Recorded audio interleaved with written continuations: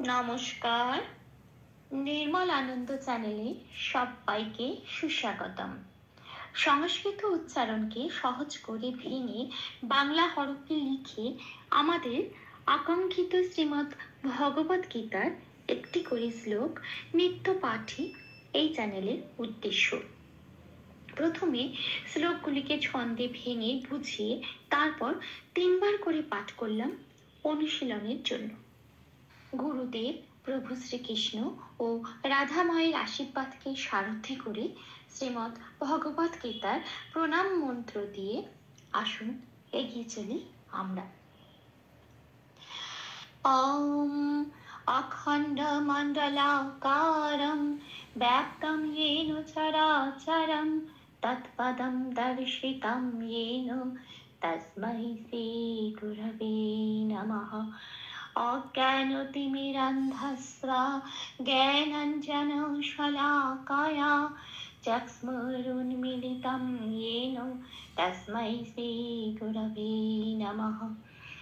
গুরুর্ব্রহ্মা গুরুর্বিষ্ণু গুরুর্দেব মহেশ্বরः গুরুরেব পরম ব্রহ্ম তস্मै শ্রী গুরবে নমঃ। হে কৃষ্ণ করুণা সিন্ধু দীনবন্ধু জগৎপতে গোপীশ গোপিকা কান্ত রাধাকান্ত নমস্তুতে।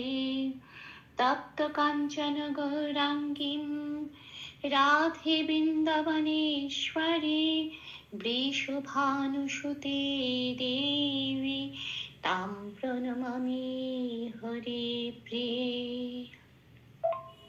গীতা সংসারমলনাশিনীং জ্ঞাनं ভক্তিং মুক্তিদাত্রীং গীতা দেবী নমস্তুতে। ওম নমো ভগবতে বাসুদেবায়। ওম নমো ভগবতে বাসুদেবায়। ওম নমো ভগবতে বাসুদেবায়। রাধে রাধে রাধে রাধে রাধে রাধে রাধে রাধে। শ্রীমদ্ ভগবত গীতা প্রথম অধ্যায় শ্লোক নম্বর 1। ওম শ্রী পরমাত্মনে নমঃ। অথ প্রথমোऽধ্যায়ঃ অর্জুন বিষাদ যোগঃ। ধৃতরাষ্ট্রোবাচ ধর্মক্ষেত্রে কুরুক্ষেত্রে সমবেতাयुत्सवः মামকः পাণ্ডবাশ্চৈব কিমকুর্বত সঞ্জয়। আচ্ছা, এবারে এই শ্লোকটাকে আমি একটু ভেঙে বাংলা ভাষায় কিভাবে সংস্কৃতি উচ্চারণটা করব একটু বুঝিয়ে বলি। প্রথম লাইনটা হচ্ছে ধর্মক্ষেত্রে কুরুক্ষেত্রে সমবেতা युत्सवः একটা দাঁড়ি। প্রথম লাইনের প্রথম পার্টটা হচ্ছে ধর্মক্ষেত্রে কুরুক্ষেত্রে, এটা তো বাংলায় বললাম। এবার সংস্কৃতে কিভাবে উচ্চারণ করব? সংস্কৃতিতে যে কোনো অক্ষর যদি একটু রেপ থাকে বা কয়শয় থাকে বা তালবস্বরযয় থাকে, এগুলো একটু ভেঙে ভেঙে বলতে হয়, তাহলে ছন্দটা ঠিক ঠিক পাওয়া যায় গীতা পাঠের সময়।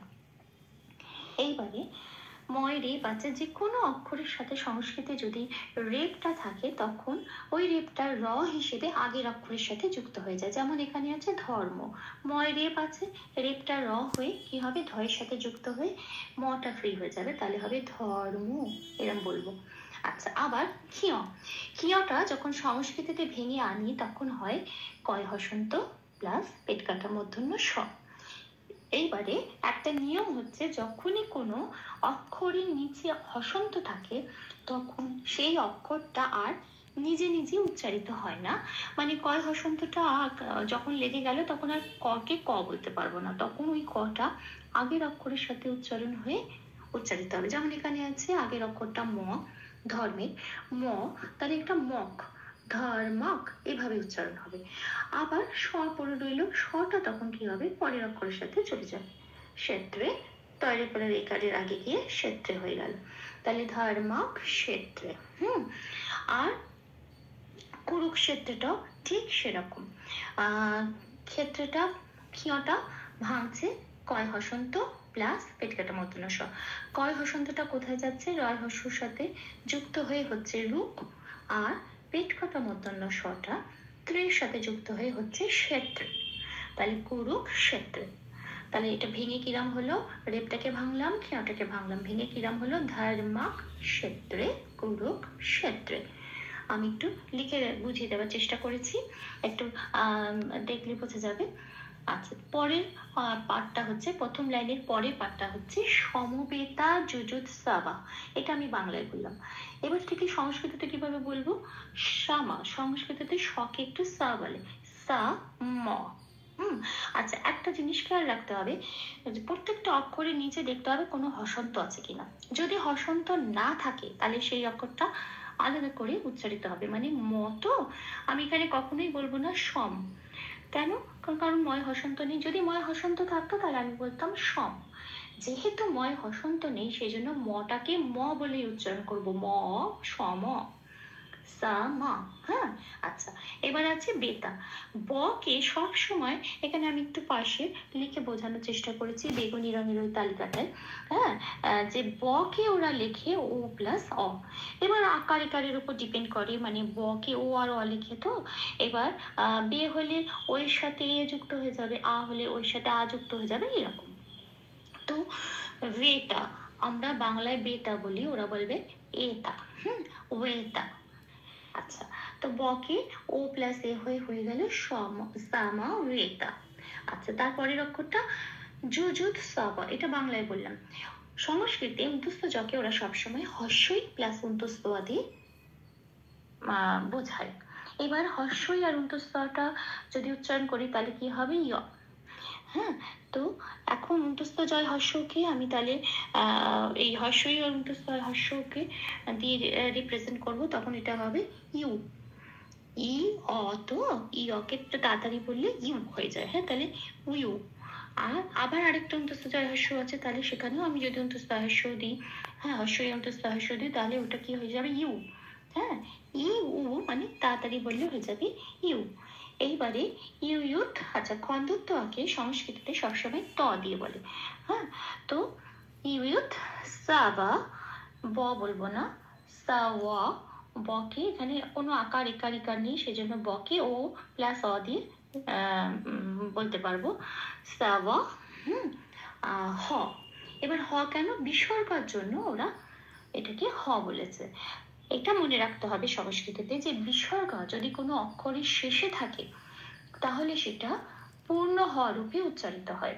হ্যাঁ, এখানে যেহেতু লাইনটা একটা দাঁড়িয়ে আছে, মানে লাইনটা শেষ হয়ে যাচ্ছে, এটা শেষের অক্ষর। শেষের অক্ষরে যদি বিসর্গটা থাকে তাহলে এই বিসর্গটা পূর্ণ হ রূপে, মানে হ বলতে হবে আমাকে, হ বলে উচ্চারণ করব। আর যদি শেষের অক্ষরে না থাকে, প্রথম অক্ষরে থাকে, যেটা পরের লাইনেই আছে মামকাতে, সেটা কি হবে আমি তখন বলছি। আপাতত ইয়ুত সাওয়া হ, এখানে হ বলে বলছি, এটা পূর্ণ হ রূপে উচ্চারিত হলো। কেন না? এটা শেষের অক্ষর। তাহলে পুরো লাইনটা কি পেলাম? ধর্মক ক্ষেত্রে কুরুক্ষেত্রে সামা রেতা ইয়ুত সাওয়া হ। প্রথম লাইন হয়ে গেল। এবার সেকেন্ড লাইনে আসি। সেকেন্ড লাইনের প্রথম পার্টটা কি আছে? মামকা পাণ্ডবাস চাইব। আচ্ছা, মামকা যেহেতু এই অক্ষরটা শেষ অক্ষর নয়, শুরুর অক্ষর, সেজন্য এখানে অর্ধ হ হিসেবে উচ্চারিত হবে বিসর্গটা। অর্ধ হ মানে কি? এখানে আগের লাইনে যেমন ইয়ুত সাব হ বলে একটা বললাম, ওই হ বলে বলবো না, কিন্তু হটা উচ্চারণ করব। মামকা, এই যে আমি বলছি মামকা, এখানে আমি কয়াকার হ উচ্চারণ করছি, মামকা, কিন্তু হ বলে বলছি না, কারণ এটা প্রথম অক্ষর, এইটুকুই পার্থক্য। তাহলে মামুকা হয়ে গেল। এবার পাণ্ডবাস চাইব। আচ্ছা, সংস্কৃতিতে যখন ভাঙা হয় যে কোনো, মানে বিশেষ করে তার্গস্বয় চয়, তো তার্গস্বটাকে ভাঙলে সবসময় আমরা ওখানে বিসর্গ পাই এবং সেটা আগের অক্ষরের সাথে লেগে যায়। এবার চটা পড়ে রইল, চটা যেরকম ঐকারের সাথে চ এ ব বলে ভাঙা হয়। আমি সংস্কৃতের অরিজিনাল ভাঙাটাও একটু দেখিয়ে দিলাম। মামকা পাণ্ডবা চাইবা এভাবে বলতে হয়। কিন্তু বেশিরভাগ ক্ষেত্রেই দেখা যায় যে এতগুলো অক্ষরে সব অক্ষরগুলো তো এরকম উজ্জ হয় না, কিছু কিছু অক্ষর এরকম ভাবে উজ্জ হয়ে যায়, সেখানে তারপর একটি অন্যতম। তো সেক্ষেত্রে কি হয়, চান্টিং এর সময় যখন পাঠ করি আমরা ওটা, তখন বেশিরভাগ ক্ষেত্রে দেখা যায় যে এই স্বটাকে নিয়েই সবাই বলছে। তো আমিও এখানে স্বটাকে নিয়েই বললাম। বলে আমি বললাম যে পাণ্ডবাস, বটাকে তো ভাঙতেই হবে, ও প্লাস আ, আর তারপর স্বটাকে ভেঙে তারপর স্বয় হসন্ত হয়ে এলো পাণ্ডবাস। এবার চৈবাটা পড়ে রইলো। মানে যে কোনো অক্ষরের যুক্ত অক্ষরের প্রথম অক্ষরটা প্রথমে অক্ষরের সাথে যুক্ত হয়ে যায়, আর পরে যেটা পড়ে থাকে সেটা আবার পরের অক্ষরের সাথে যুক্ত হয়ে যায়। পাণ্ডবাস চৈব। বটাকে আবার এখানে ভাঙলাম, যেখানে আকারিকার কিছু নেই, তাই ও প্লাস অ চাইব। তো আমি সুবিধার্থে সহজার্থে এটা আমি তারপরটাকে নিয়েই উচ্চারণ করলাম, পাণ্ডবাস চাইব। বটা এরকম করে বললাম। আচ্ছা, পরের ওয়ার্ডটাই আসি, কিমা করবাতা। আচ্ছা, সংস্কৃততে মটাকে ভাঙলে কি হয়, ময় হসন্ত প্লাস অ। এখানে মনে রাখতে হবে, যখন আমার মটা আছে তখন আমি আলাদা করে উচ্চারিত হবে কি ম। এখানে কিম বলতে পারবো না, কারণ হসন্ত নেই কিন্তু। আর আমি যদি মটাকে ভাঙি, তাহলে ময় হসন্ত যদি লাগাই, তাহলে আবার একটা অযুক্ত করতে হবে, কারণ ময় হসন্ত অ মিলেই মটা আসছে। এবার যেই মুহূর্তে আমি ময় হসন্ত করবো, তখন মটাকে আর আলাদা করে উচ্চারণ করতে পারবো না ম বলে, তখন সেটা আগের অক্ষরের সাথে যাবে, কিম হয়ে যাবে, কিম। আর যখনই আমি কিম বলবো, তখনই ময় হসন্তের জন্য আরেকটা অ আসবে, যেটা পরের অক্ষরের সাথে যুক্ত হয়ে যাবে, কুর্বতার সাথে যুক্ত হয়ে যাবে অকুর্বত। এইবার কি হয়, কিম অকুর্বতা, এটা একটু তাড়াতাড়ি উচ্চারণ করতে হয়, নইলে ছন্দটা আসে না। কিমা করবাতা সঞ্জয়া, এরকম একটু তাড়াতাড়ি। এই কিম অকুর্বতাটা যেটা বলছি, সেটা কিমর মতোই শুনতে লাগে, কিমা করবাতার মতোই শুনতে লাগে কিন্তু। তো সেই জন্য আমি উচ্চারণের সুবিধার্থে বা আমি কি করি, এই ময় হসন্ত আর অটাকে যুক্ত করে ম হিসেবেই রাখি। ম হিসেবে রাখলে কি হয়, কি ম আমাকে কথাটা বলতে হবে। আর যখন আমি কি ম বলছি, তখন আর অয়ের দরকার নেই, তখন আমার করবাতা, বটাকে তো ভাঙতেই হবে ও প্লাস অতে, কিমা করবাতা, আমি এরকম করে বলছি।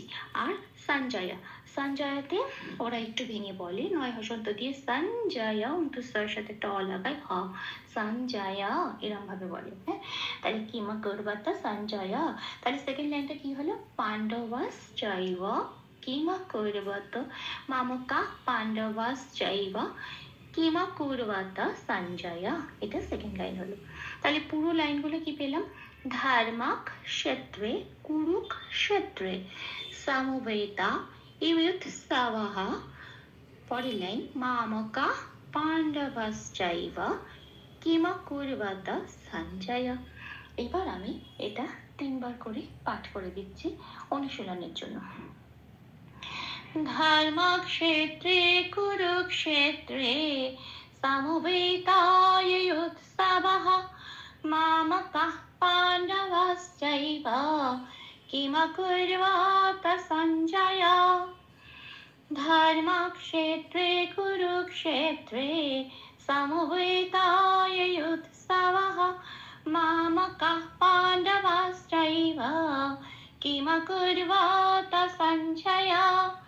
ধর্মক্ষেত্রে কুরুক্ষেত্রে সমবেতায়ুৎসবঃ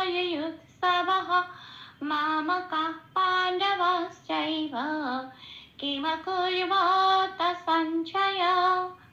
রাধে রাধে রাধে রাধে রাধে রাধে রাধে রাধে রাধে রাধে।